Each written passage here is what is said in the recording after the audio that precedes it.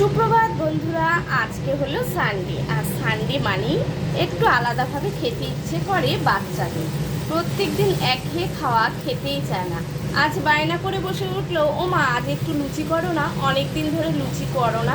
তো তার ভাবছি ঠিক আছে, আজ একটু লুচি করে দেবো। খুব একটা আটা ময়দা খাওয়া তো খুব একটা ভালো না, তাই করে দিলাম।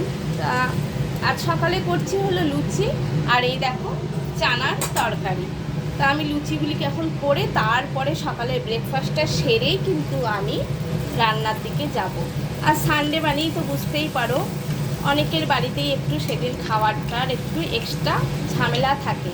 না না, তোমাদের দাদাভাই এখনও বাজারে যায়নি। বাজারে গেলে তো তার তো আবার সেই বাজারের বহর, এটা আনবে সেটা আনবে, সেটা গোছানো এটা গোছানো, তারপরে আমাকে রান্না করতে হবে। তার আগে ভাবছি স্নানটা সেরে ঘরের কাজকর্ম করে স্নানটা সেরে পুজোটা দিয়ে নেবো, না হলে না অনেকটাই দেরি হয়ে যায়। তো চলো বন্ধুরা, লুচিগুলি সব টপাটপ ভেজে নিচ্ছি। আর তোমরা কারা কারা ভালোবাসো এরকম ফুলকো ফুলকো লুচি খেতে? যারা যারা ভালোবাসো ঝটপট চলে আসো। না না, সাথে এমন কিছু করিনি, শুধু এই ফুলকো ফুলকো লুচি আর তার সাথে রেখেছি এই চানার তরকারি, আর আছে রসগোল্লা ল্যাংচা। যারা যারা ভালোবাসো ঝটপট চলে এসো কি বন্ধুরা।